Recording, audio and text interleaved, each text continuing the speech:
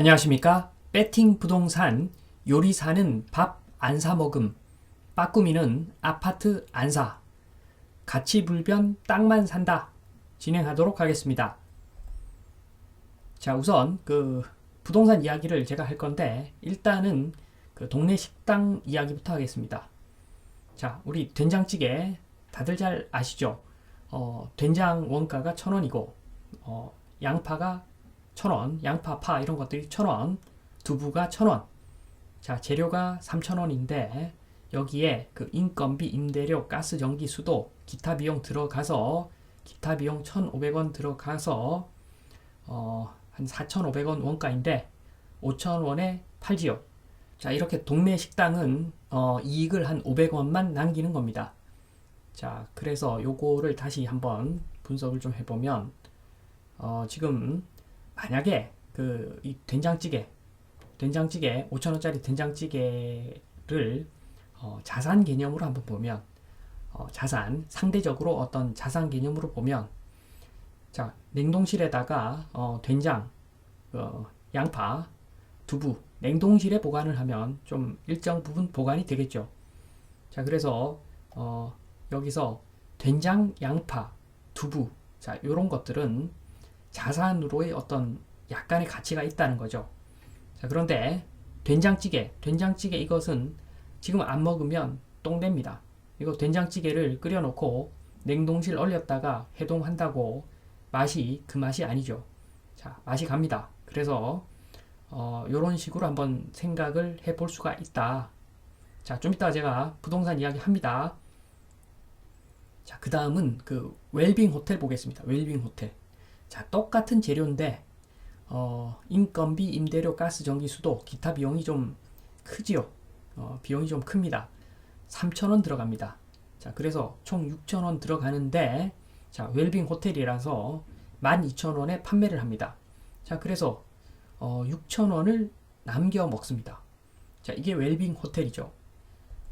자, 이 부분을 또 한번 보면은 마찬가지로 12,000원에 팔지만 자, 이걸 된장찌개 관련해서 자산 가치로 따져본다면 된장, 양파, 두부만 자산 가치가 조금이라도 있는 거죠. 자, 3,000원 똑같다는 겁니다. 웰빙 호텔이나 동네 식당이나 자산 가치로 보면 된장, 양파, 두부 원재료만 가치가 있다. 자, 그래서 이제 웰빙 건설로 한번 넘어가 보겠습니다. 자, 웰빙 건설로 넘어가면 결국에는 된장, 양파, 두부에 해당하는 것이 땅이죠. 땅은 가치가 거의 불변이고 조금씩 인플레만큼 가치가 올라가는 거죠. 그래서 땅은 자산 맞습니다. 땅은. 자, 그런데 여기에 인건비, 이주비, 임대료, 재료비, 경비, 기타. 자, 이걸 다른 말로 이주비, 철거비, 건축비, 자, 이런 것들 다 합쳐서 한 3억 정도 들어간다. 자, 그러면 땅 3억에 공사비 등 3억 들어가서 6억 원가가 들어가는데 웰빙 건설 및 시행사, 조합원 이런 쪽에서 6억을 먹는 거죠. 그래서 12억에 분양을 합니다. 자, 그래서 이 부분에서 보면 마찬가지로 자산 가치는 땅이다. 온리 땅이다. 자, 건물은 안 먹으면 똥 된다. 된장찌개처럼 건물은 안 먹으면 똥 된다. 자, 이 부분 제가 설명을 드리겠습니다. 자, 1번 건물은 안 먹으면 똥 된다. 자, 이런 겁니다. 아파트는 콘크리트 열화가 진행됩니다. 준공하고 나면 아파트 콘크리트 열화가 진행이 되는데 자, 그래서 사용성 측면에서 보면 30년 정도 지나면 못 쓰죠. 바람 숭숭 뚫려서 춥고 자, 수리 안 하면 30년 지나면 못 씁니다. 특히 베란다. 자, 2번 실거주로 30년 잘 살고 그 이후에는 수리해 가면서 쓰는 거죠. 그래서 30년까지는 가치가 좀 있으나 감가상각으로 0으로 수렴해 가고 자, 30년 지나면 그 이후에는 수리비가 계속 들어가서 30년 후 건물 가치는 0원이라고 보면 됩니다. 자, 사용할 수는 있는데 수리비 내면서 사용하는 거죠. 자, 3번 마찬가지로 임대 수익도 30년간만 생각해야 됩니다. 자, 30년 지나면 그 이후에도 임대비 받을 수가 있겠으나 자, 그 임대비, 받은 임대비 그걸로 수리비 충당해야 되는 구조이기 때문에 임대 수익도 30년만 생각해야 됩니다. 자, 이러한 점을 생각하시고 2번 아파트 구매 시 고려할 점 보겠습니다. 자, 아파트는 땅하고 건물이죠. 자, 첫 번째 땅값을 보면 물가 상승률 정도는 상승을 하기 때문에 자, 땅값은 전혀 아까운 돈이 아닙니다. 자산이죠. 그래서 물가 상승 해지 정도로 생각하면 됩니다. 그래서 이 땅값은 돈을 좀 안전하게 보존하는 그러한 어떤 기능이 있다. 이 정도 생각하시면 되기 때문에 전혀 문제가 될 게 없습니다. 땅값 자체는. 자, 그런데 2번 건물. 만약에 건물이 지금 15년 된 아파트를 구매한다 라고 했을 때는 임대 수익이 만약에 뭐 1년에 3천만 원 정도 수익이 잡힌다 라고 하면 수명이 30년이니까 30년 빼기 15년 하면은 15년 정도 더 써먹을 수 있는 거죠. 임대 수익 1년에 그 3천만 원 곱하기 15년 하면은 4.5억이 나오겠죠.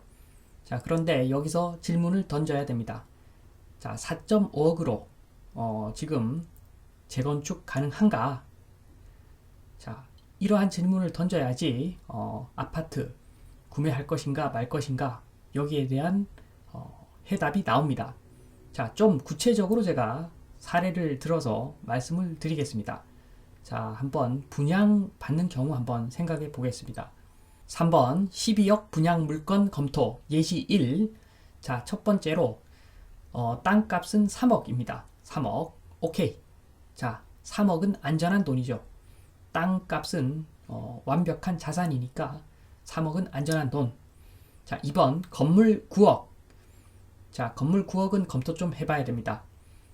분양받는 것이니까 임대 수익은 30년 곱하기 월세인데 1년에 한 3천만 원 잡힌다. 이렇게 보면 30년 곱하기 3천만 원. 자, 9억 정도 임대 수익이 잡힙니다. 자, 그러면 지금 건물이 9억인데 9억 주고 건물을 사서 지금 임대 수익 9억 받는다. 자, 제가 봤을 때는 이거 밥 팔아서 똥 싸먹는 행동입니다. 자, 지금 9억 돈 내고 자, 9억 수입을 나눠서 받는 것 이거 바보 아니면 이런 행동하면 안 되겠지요. 자, 다른 예시 하나 더 보겠습니다. 자, 예시 2. 땅값 3억은 그대로 오케이. 그 다음에 건물 9억인데 이때는 임대 수익이 자, 1년에 한 5천만 원 정도. 자, 월세로 한 400만 원보다도 좀 더 받는다 라고 가정을 하면 5천만 원 곱하기 30년 하면은 15억 수익이 잡힙니다. 이때는 계산해 봐야죠. 지금 향후 건물 철거비, 이주비, 건축비 합계가 15억 이하라면은 남는 게 좀 있죠. 15억 임대 수익 받아서 15억 이하로 나중에 돈이 들어가면 남는 게 있으니까 자, 이때는 분양받는 것 고려해 볼만 합니다. 자, 그런데 만약에 철거비, 이주비, 건축비가 합해서 15억 훌쩍 넘어간다면 당연히 이때도 분양받으면 안 되겠죠. 지금 건물 9억 주고 사서 나중에 똑같은 거 짓는데 임대 수익보다도 더 많은 돈이 들어간다라고 하면은 이거 살 이유가 없겠죠. 자, 따라서 자, 철거비, 이주비, 건축비가 그 합계가 10억 이하일 때만 지금 분양받는 거 검토해 볼만 하다는 이야기입니다. 자, 3번 이 경우 참고로 자, 지금 분양가가 땅값하고 합쳐서 12억이기 때문에 자, 통으로 임대 수익률 계산해 보면 12억이고 분양가 12억이고 임대 수익은 1년에 5천만 원. 자, 계산해 보면은 임대 수익률이 4.2%죠. 자, 그래서 제가 4%는 임대 수익률이 나와야 된다. 그 이야기입니다. 지금 최소한 분양한 지 그 10년 넘어가면 안 되고 10년 이내로 분양한 지 10년 이내 물건이고 임대 수익률이 4%가 넘어가지 않으면 거의 손해날 확률이 높다. 저는 뭐 그렇게 봅니다. 자, 밑에 참고 표시 보면은 땅값 3억 요게 적정한가? 자, 이것에 따라서 사실 위에 검토한 내용이 완전히 다 바뀔 수도 있습니다. 땅값이 비싸면 비쌀수록 좋죠. 자, 그래서 비싼 아파트 사라는 이야기가 그 이야기입니다. 땅값이 비싸면 그만큼 가치가 그대로 보존이 되기 때문에 그래서 주택은 비싼 걸 사라. 그 이야기가 맞는 말입니다. 사실은. 자, 가격이 아니라 가치가 비싼 땅값의 가치가 비싼 아파트를 사라. 그 말은 맞는 말입니다. 자, 그래서 땅값 3억 적정 이 부분을 한번 검토해 보면 아파트 땅은 공유 지분이므로 주변 시세보다 저렴하게 잡는 것이 원칙이다. 자, 용적률 다 찬 아파트 나중에 그거 재건축 불가능할 수도 있습니다. 그 사는 사람들이 좀 못 사는 사람들이면 생돈 내고 다시 지어야 되는데 자, 그거 부담 안 되는 거죠. 자, 이런 경우에는 거의 주변 땅보다도 한 30% 가격 잡는 게 맞습니다. 뭐 20%, 10% 잡을 수도 있습니다. 자, 반면에 좀 잘 사는 사람들이 많아서 재건축이 쉽게 된다. 자, 우리 돈 좀 내놓자. 그러면 서로 돈을 내놓는 그런 부자들만 산다. 그렇게 보면 그 시세가 주변 땅값 대비 한 70% 잡을 수도 있겠죠. 자, 그리고 이 경우에는 또 단지가 너무 크면 또 안 됩니다. 뭐 2000세대, 3000세대면 그 중에는 분명히 그 못 사는 사람이 끼게 마련이기 때문에 재건축 진행이 잘 안 되죠. 그래서 이런 아파트는 굉장히 한정적일 거라고 보여집니다. 자, 그런 경우에는 주변 시세 대비 한 70% 잡아도 된다. 뭐 저는 그렇게 봅니다. 그래서 땅값 3억 적정성은 상황마다 다 다르다. 자, 그렇지만 그 상황에 대한 기준은 제가 방금 말씀을 드렸습니다. 자, 제가 한 번씩 아파트 사지 말라는 소리를 하는 이유, 그건 뻔합니다. 자, 배팅 부동산 보는 사람 중에서 아파트 관심 있는 사람은 그렇게 많지가 않은데, 자, 그럼에도 불구하고 제가 사지 마라라고 하는 것은 혹시나 싶어서. 자, 4번. 아파트 잘못 사면 이렇게 됩니다. 자, 지금 보면 우리 자유민주주의인데 그냥 농성을 하죠. 농성하고 들어누우면 해결될 것이다. 아직도 이런 사람들이 많죠. 자, 이런 말입니다. 자, 첫 번째로 말로는 자, 이 사람들 공산주의 배격한다. 자, 내 재산은 내가 지킨다. 뭐 이런 식으로 이야기를 하는데 실상은 이런 겁니다. 실상은 용적률 300%, 500% 풀어달라. 우리만 전국적으로 풀지 말고 우리만 풀어달라. 자, 개발 이익금도 모두 우리한테 다 달라. 우리만. 자, 이게 무슨 소리입니까? 제가 봤을 때는 이런 이야기들은 스탈린이 도와주지 않으면 재건축 안 된다는 이야기죠. 자, 제가 봤을 때 우리나라가 체계가 자유민주주의 체계가 계속된다면 자, 이런 일 안 일어날 겁니다. 자, 자유민주주의의 그 아파트 재건축은 내돈내산으로 똑같이 짓는 것이 그 자본주의에 맞는 것이죠. 자, 용적률 당초 200%였으면 용적률 200% 그대로 짓고 세대수가 300세대짜리 아파트다. 그러면 300세대 그대로 지어야죠. 자, 그 사는 사람들 자기 돈 다 내고 그대로 짓는 겁니다. 철거비, 이주비, 건축비, 설계비 다 내고 짓는 것이 그게 자본주의다. 자, 제가 드리는 말씀은 누가 스탈린 같은 사람이 도와주지 않는다. 용적률 300%, 500%. 자, 스탈린 앞으로 나올 확률이 희박하다.